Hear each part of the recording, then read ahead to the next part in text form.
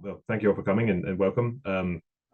I'm Paul, a member of the Republican Socialist Platform, and I'll be chairing the meeting this evening. And so we've got for you, sort of the evening tonight, we've got speaker Jess Spear, our friend from Rise Ireland, and also People Before Profit in Ireland. So she's an eco-socialist and socialist feminist based in Dublin. She's the regional organizer of People Before Profit.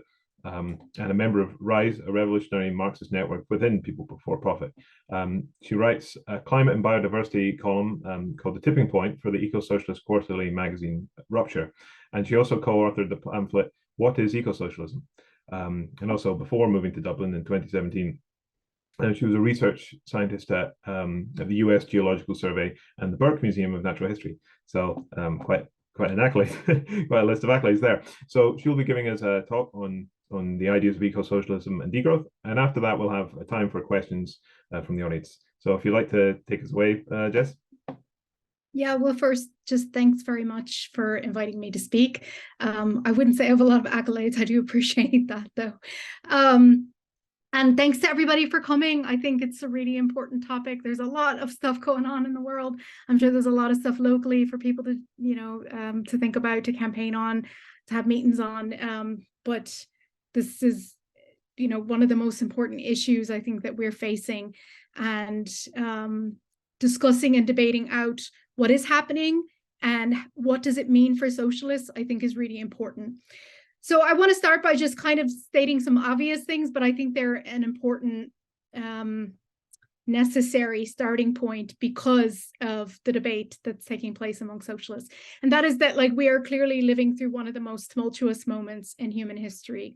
So just in the last 200 years or so, capitalism has fundamentally altered the way that the Earth system functions, through not only the extraction and burning of fossil fuels, which has led to climate breakdown, but also through land use change, deforestation, damming rivers, removing whole mountaintops, gutting the earth for minerals, and polluting at will.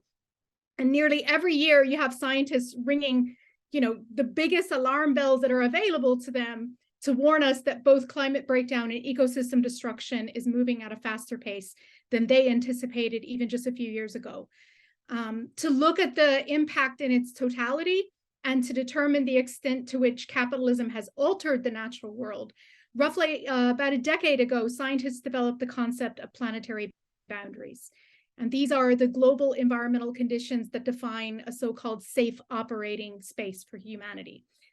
There are currently 9 of them defined. They are climate change, biodiversity loss, ocean acidification, freshwater use, land system change, biogeochemical flows of nitrogen and phosphorus, both of which are used in fertilizers, and they essentially pollute freshwater and marine ecosystems. You have chemical pollution and novel entities, which basically just means forever chemicals. That's what novel entities can be. Maybe some of you would have seen the headlines about how the rainwater everywhere is now unsafe, no matter where you are on the planet. The 8th one is the ozone layer, which I think everybody is familiar with. And the 9th is atmospheric aerosols, which are basically just tiny microscopic particles that are suspended in the air that can impact our health, but they also impact the weather and the climate. Now, the thresholds for some of these boundaries are not even really currently very well known because the science is so new. Some of them are just only now being quantified and debated and are being published. And some scientists feel that the list is not exhaustive. The ocean, for example, is barely represented.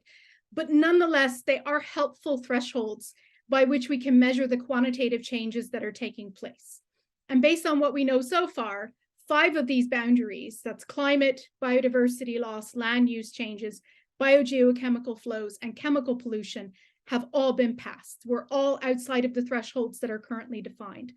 So we are not just experiencing a worsening climate catastrophe where, whole swaths of the planet will become too hot to live, or sea level will drown coastal regions. We face multiple ecological crises at once. And they are all interconnected and cannot be separated from each other, nor can they be resolved separately. The sheer quantity of ecosystems destroyed, whether you measure that in hectares of lost forests, growth in marine dead zones, or rapid declines in animal populations, has qualitatively changed our environment. And I think we have to be very clear about this is not about losing polar bears and the bees, which is important in and of itself. These ecosystems and the climate in which they have evolved and have helped to shape are our life support systems. They ensure we can grow food, we have access to fresh drinking water and adequate materials for clothing, shelter, and other necessary goods. We cannot survive without them. So without a major effort to halt this destruction, our ability to withstand the consequences will be completely overwhelmed. And a sustainable future for human society, let alone an eco-socialist one that is equitable and free from poverty and war and discrimination, will be much, much harder to achieve. Now, the response to these facts has elicited two main responses from socialists. The first are what I would call the eco-modernists, who place an emphasis on technological solutions to the climate emergency. And the second are the eco-socialists and eco-socialist degrowthers. Not all eco-socialists or people who call themselves eco-socialists would agree with the degrowth framework, but if you're, an eco-socialist degrowther, you're calling yourself an eco-socialist. There are eco-modernist socialists who just reject the label of eco-socialists altogether. Eco-socialists are focused on urgently reducing emissions and ecosystem reduction or ecosystem destruction. And I'm firmly in the latter camp. And I'm going to spend the rest of my time explaining why I think degrowth as a concept and a framework is extremely important for socialists to adopt.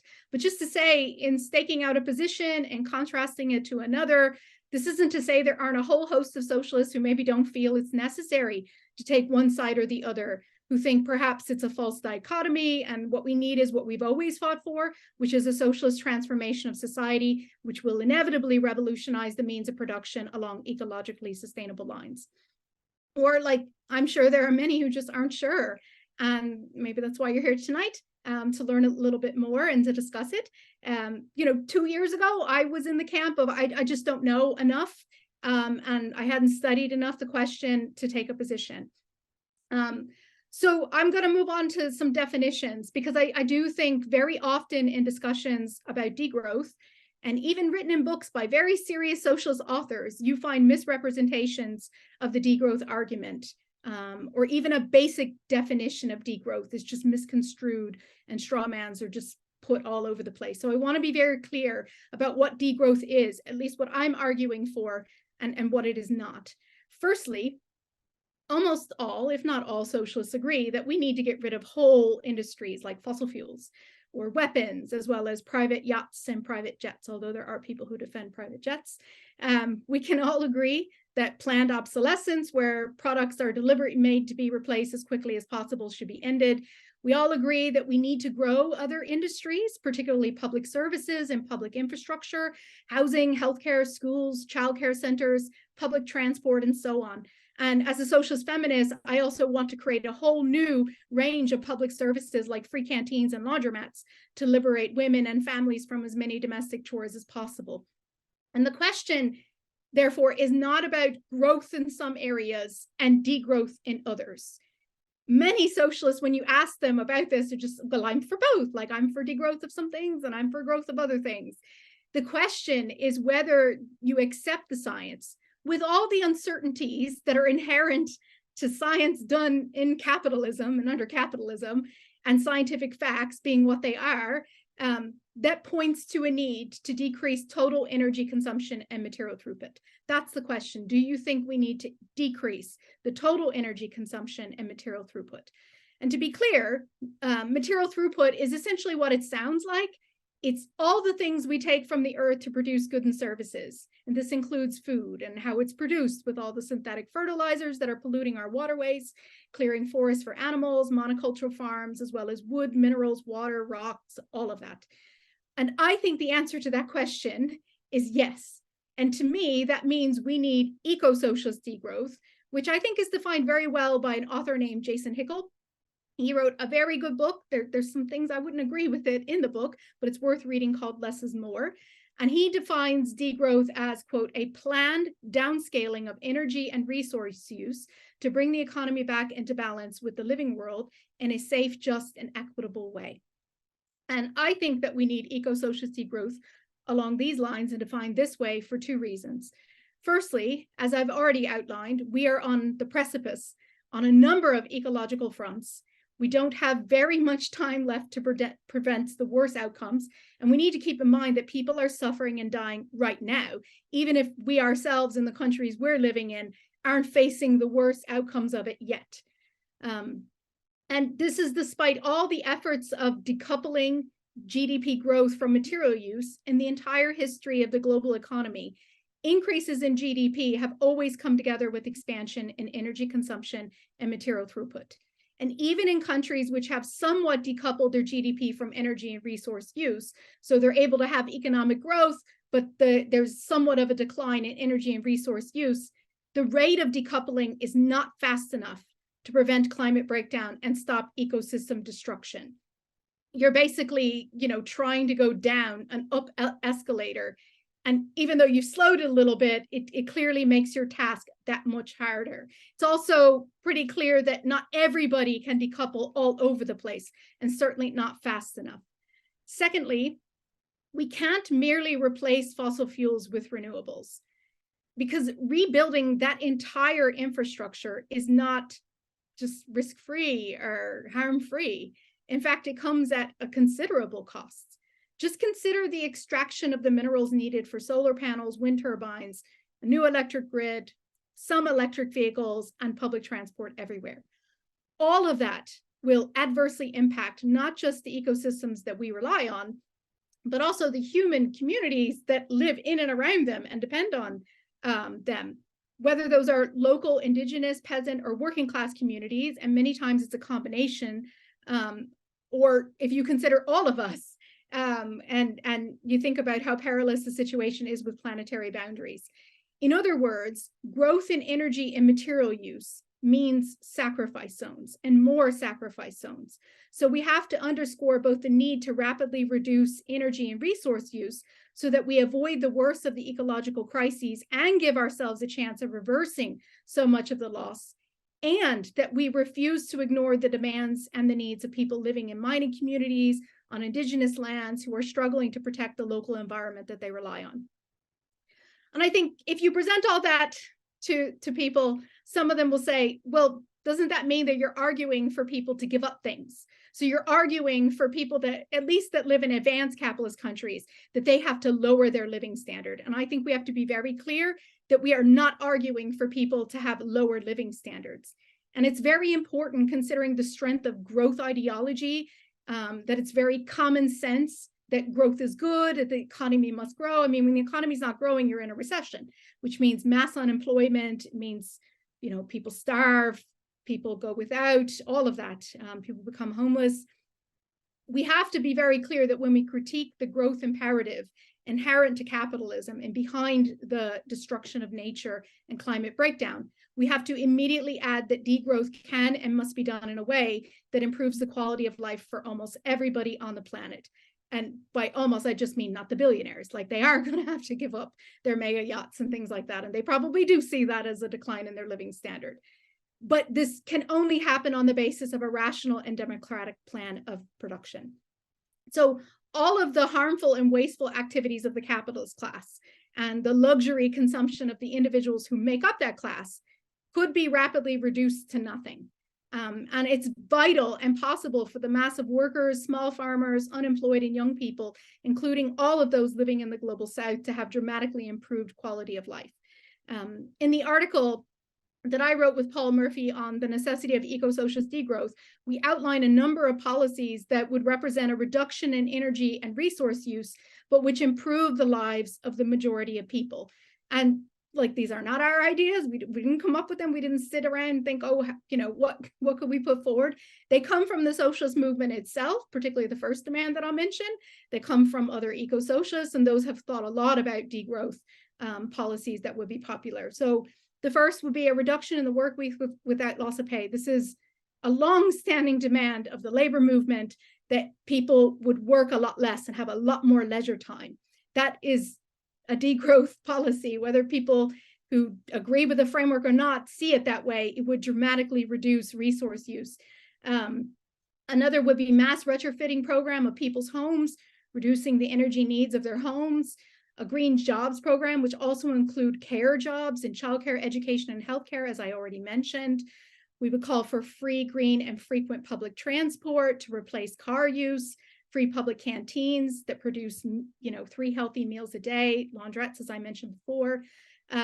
We would call for things like mandatory extended warranties on products or banning planned obsolescence. In other words, making manufacturing, you'd have to do it in a more durable way, which of course capitalism, all businesses would reject that. But of course, working class people want their stuff to last. They want it to be durable. They don't want to have to replace their phones every 2 years. Another would be a ban on advertisement, which everybody hates anyway, and is necessary to sell the massive stuff produced. And then in Ireland, for us, a major issue is the development of data centers. We have a huge number of data centers that basically at the moment use about 15% of our energy and are projected to increase to 30% of our energy by 2030. So for us, banning data centers or the future development of data centers is a major policy demand. But I think it's also important to recognize that we are not living, or that we are living in like a post-2008 world, where a lot of the economic growth over the last 14 years did not result in better living standards for working class people. I mean, in Ireland, we face a worsening housing crisis. Our health system is in a dire state with nearly 1 million people on waiting lists. You have the cost of living crisis hitting everyone at the moment. It's, I think, in this context, very hard for capitalism to sell growth as like the way out, and how, a rising tide's going to lift all boats, whenever the rising tide over the past 14 years did not lift all boats, and people are still in many ways immiserated or even worse off. You also have the increasing awareness of the climate and ecological crises, alongside more and more scientists speaking out about how we need systemic change, not personal sacrifice. And I think that means that the idea of growth as the way out is not as strong today as it would have been pre-2007, 2008. And we have a responsibility to point out how capitalist growth is a key part of the problem that we face, and how much is sacrificed on its altar. At the same time, I wouldn't use degrowth as a slogan. I wouldn't be marching down the street with a degrowth banner. I think because it'd be a bit confusing to people. Like, I don't think people would know what it means, and so therefore it doesn't really do the job of a slogan. It doesn't immediately motivate people or make them understand what you're fighting for. I don't see it as a slogan or a demand, but rather as a framework based on both the material reality of what we face ecologically and the political situation with capitalist governments everywhere refusing to take the rapid action necessary for the last 3 decades or so. I think all socialists need to have a better understanding of the ecological crises and why we need to dramatically reduce energy and material use, so that I think Marx and Engels put it really well in the Communist Manifesto, that while we, quote, fight for the attainment of the immediate aims, for the enforcement of the momentary interests of the working class, we also represent and take care of the future of that movement. Like, we need to be conscious of where we want to go, so we ourselves don't get caught up in capitalist ideology and the current state of working class consciousness, including what is defined as a good life. What are our wants and desires, which all too often are rooted in the existing capitalist economy. So just for example, I'll give you an extreme example before going on to some less extreme examples. There are actual socialists defending mega cruise ships and like private jets for all.